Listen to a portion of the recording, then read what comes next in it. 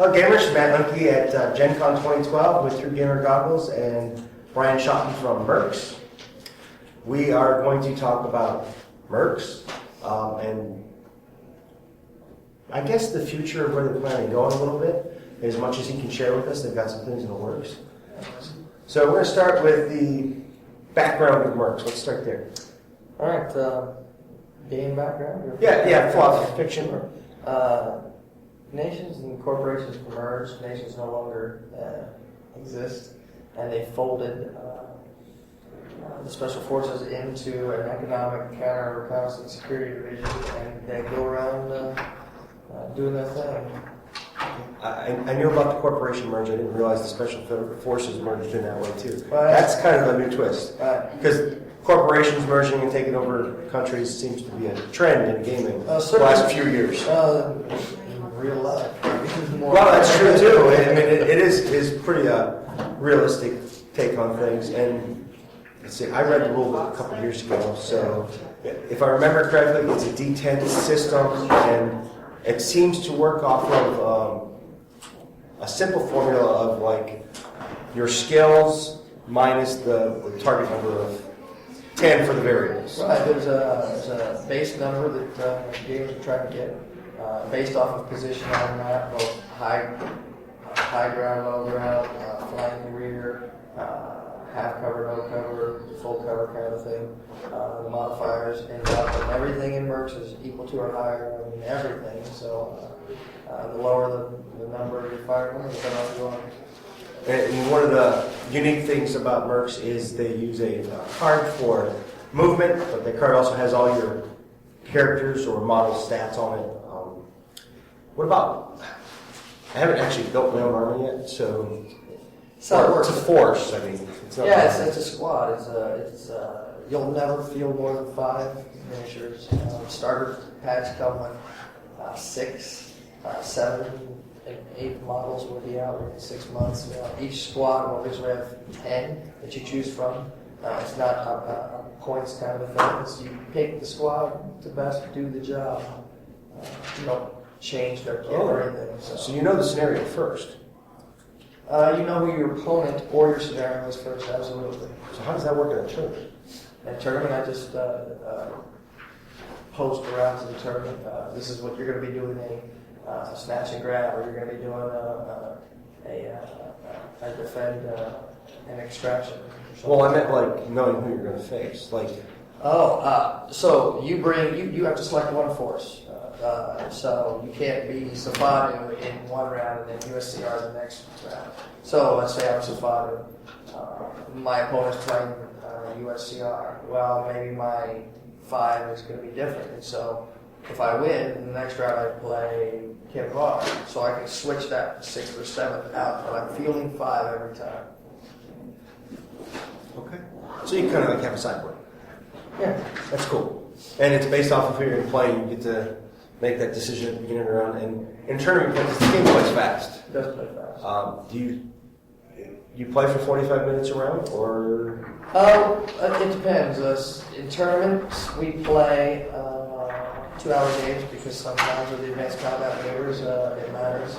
But games tend to end between 45 and an hour and 15 minutes. I can't imagine a game taking 45 minutes. Some people take a long time. Some people do, but those people I make nervous. I start moving as they're saying go. I'm done, go. But what'd you do? I moved this guy. Yeah. Go. How'd you do that so fast? Well, you took an hour for your turn. That's right. I know what I'm doing on my next turn. That's right. That's right. But well, you already said there's more models coming out in six months ish, and there's 7 May's coming out in 6 months. The next faction, House 4, will be out in January. That's where I was going. Yeah, and then EU will be 6 months after that. We just try to maintain like a 6 month. Yeah, we try to maintain a 6 month schedule for most of our big releases. Oh, okay. And then you put everything else in between. Yeah, and you've got a couple of other IP items on the works. Yeah, you do. Are you allowed to talk about them? Sure. I mean, we play tested them, so absolutely. We have a dice game that has been really well received here called Mercs Conflict. It's in the Mercs IP. I won't say quarters, but it's still in the quarters. But you don't draw from the back. You have a MegaCon sheet, and every person will play MegaCon with economic dice, security dice, espionage dice, and you use your assets of that corporation and then try to take over the corporations with that. That's interesting.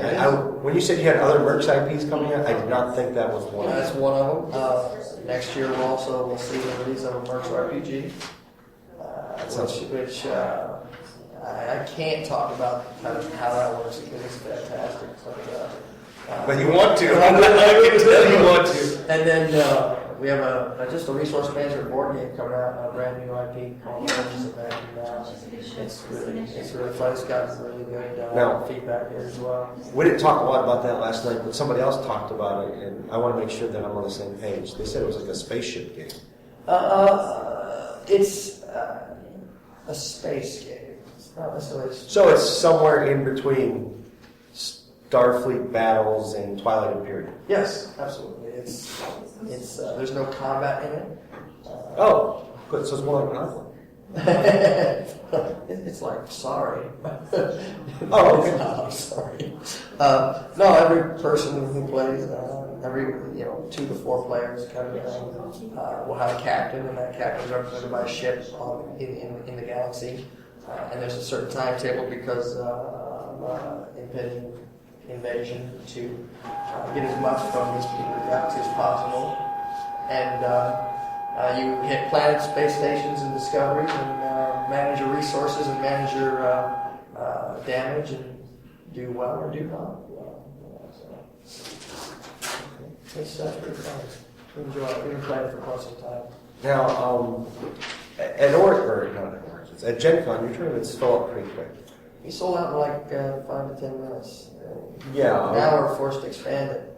Next year there'll be quite a few more, and we have people in Europe who want to do a European Championship, and they want the prize to be to come play at the World Championship at Gen Con, so we'll try to set that up. And we would like to do regional tournaments and have those people come as well. We'll expand it to 32 plus the buys and make it double elimination. So you have big plans for competition? Yeah, because we just launched Black Ops, which is our player promotion program. Yeah, I got an invite for that. Yeah, they do. It's a pretty cool promotion, and we will be enlisting their help to do these things because we can't do it. No, you can't. Wizards of the Coast has proven that volunteers are a great spine to this industry. That's right, and we couldn't have done the regional tournaments and stuff without the Black Ops program, and now it's in place. And I didn't even know you did regionals. I missed that. Oh, we only did it occasionally, like the upper northeast with War Store Convention and TempleCon. They really do a lot of work over there, so we supported them with our tournaments. It seems like minigames are easier to take hold on the coasts. I'm not really sure. I think it's because of naval bases and things of that nature. I agree. Like the coasts are crazy compared to. Yes, they are. Because I had a retail store for a while, and for whatever reason, Central Ohio, it's Magic the Gathering and 40K. There's not much in between. Yeah, people buy board games, they play board games, but they disappear. You don't see them until the next board game comes out. So I don't really understand that. I wish I did, so I made it work. But it's just, I don't know. It's because maybe people in the big cities don't want to go home because their homes aren't very nice. Well, I think at some point in time it's about per capita. Yeah, I agree. Number of people per square mile type of thing. And I know that the really big game stores in like the central U.S., they're usually within 20 minutes of a military base because what do those guys ever do? Nothing. Right, we have a lot of military bases. Yes, I'm sure you do. It's a very tactical game. But it's a way for them to practice what it's called now. Yeah, sort of. Without, death. Well, and without even, gearing up. It's like, okay, let's do this. It's a different way to refresh. It's a creative way for your mind to work. Because, when you're actually there holding your rifle, you're not going to be, I'm looking up and down. It's like, that guy's over there. And you don't know that. But it's kind of like a role play for them. That's right. And I can see why they definitely like it. So let's see. So is there any chance of maybe like anthologies coming out in the future with the role-playing game? If the role-playing game takes off like we think it will, there will be books that highlight every faction. And then because we don't plan on doing every house, there will be a giant book. There will be a giant book in there for all the houses. And then, campaigns. There's lots of potential with RPG. It's pretty exciting stuff. We're doing a lot more than just this, but we continue to drive this. We want to be full-time game makers by January. I kind of thought you would. Okay, by January. I think you're almost there. Yeah. With what? You got 4 IPs coming out next year? Well, 2. 2 for sure. Well, 4 games, 2 IPs. Yeah. Yeah. Okay. Yeah, that's my bad. 4 games and 2 IPs, and you have. I'm sure you already have plans beyond that. Yes, we do. Yeah. There'll be more news in January that we can't talk about at all. No, that. These games are coming out after January, but in January. What else do you want to share?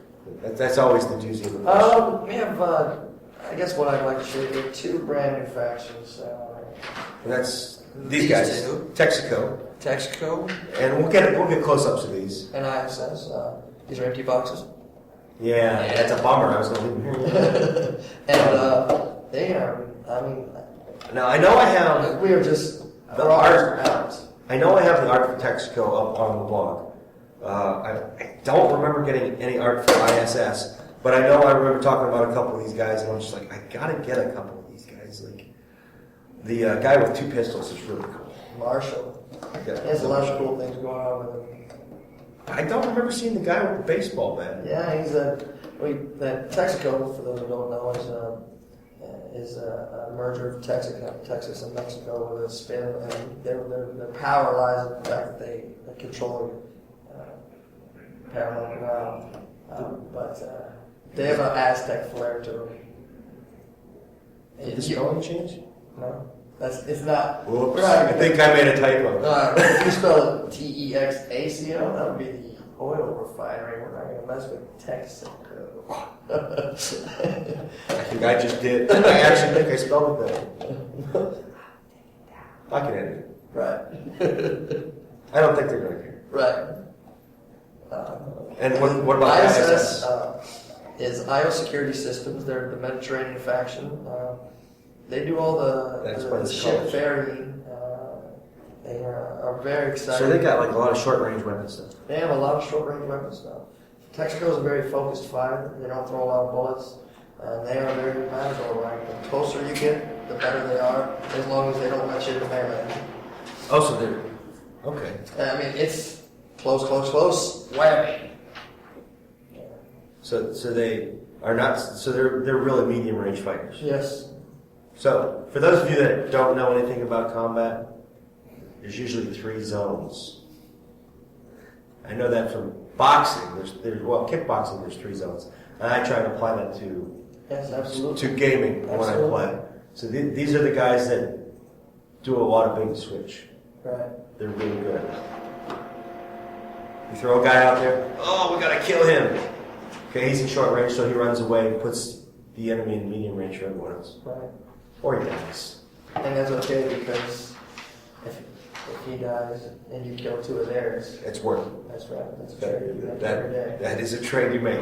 And in games, it's not real life, so it works really well. What do you want your guy to die? He's only 20 points. That's right. That's right. And we got a poster here to look at. This is all the models? No, Oh, this is just this is a special characters or special selections from each of the factions we have. CCC Kimbar, so it's the CCC Incinerator and the old cat and the LE cat pose. Why did you guys do LEs? Kim and Bar Assassin, USCRB month, House 9 House Master, Kaiser was a Daimyo, Secretary Leader, Texaco Marshal, SS Calypso, and the next faction we're releasing in January is House 4, and it's their special priest. The faction itself isn't religious, they're just special as a priest. It's actually based off the champion of Mercs last year is a priest, ordained priest of the church. Cool. This was his cosplay, so we made him. Kind of looks like a Street Samurai for Shotton. Yeah. In a way. Yeah, it's A weird way. Very cool. It looks like an Oriental play on, like, I don't know what the heck the top half of the guy is. And then the back has all the weapons. All the in the weapons. game. This is actually, in my opinion, this is the sexy part. Yeah. And the poster itself is a matte varnish. The quality is insane. Yeah, these aren't cheap. No, man. But it's fantastic. It is. And if you guys come to a show, or I suppose they could give these out at... They're also in every starter kit. Oh, well, see, there you go. They have this real great little handy reference sheet for learning to play the game and until you actually know it. Because while the game isn't really modifier heavy like other games, it's one of those games that if you don't learn the modifiers and you think you know them and you think you know how to play and you show up at an event, you may not want to play anymore. So it's a real good idea to keep this with you. We had a guy bought his first faction Thursday after a demo.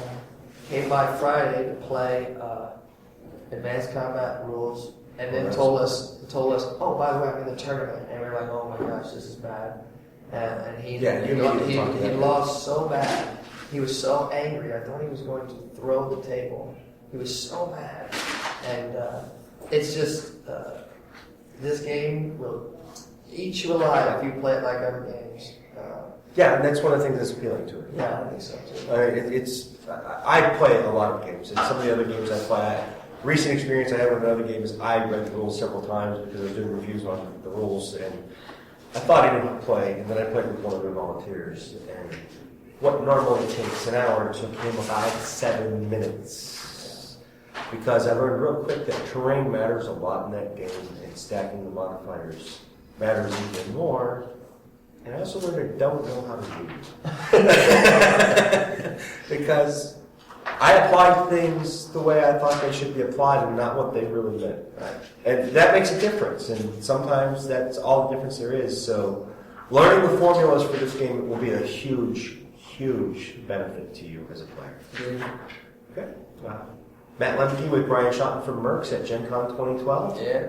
Thank you, and we will keep you informed on everything that's happening in the near future with Mercs, and hopefully I will find a couple volunteers that want to play. And actually, I'm going to put a plug on your forum about that, because I'm sure somebody wants to do some stuff. There's a lot that one of the tournament players who made it to the semifinals is from Columbus. Oh, good, good. Put him, well, if you have his information, I'll try to get him. I'm sure he's on the forums. He's on the forums and he's like making Black Ops, so... Yeah, that'd be great, because I would love to have more content coming in, and it's to a point where I can't do everything. Yeah, I mean, he's a really good painter too, so it's just like... Oh, that's good, because... He did the digital camo with his Kazewaza sniper's cloak. It was fantastic. I was like, wow, I suck so bad. I'm not the world's greatest painter, but your models are kind of intimidating. Sometimes they are. There's a couple of them that are downright scary. Actually, I think with your models, I have to move to white primer. Yeah. Because it shows detail better than black, and I cheat and I use black. Yeah. I think those days are over.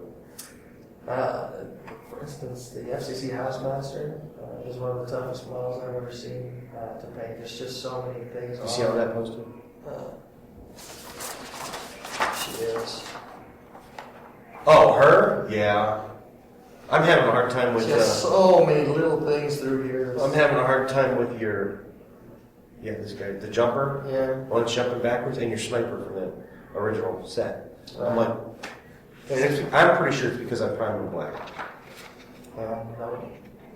And, well, my paints don't like it. I use non-repainter primer, and for whatever reason, the paints I have, they do not like that primer. But anyway... Yeah. We are officially done with this, so we can go do all kinds of fun stuff and enjoy the show, and we'll have more. Thanks. Thank you.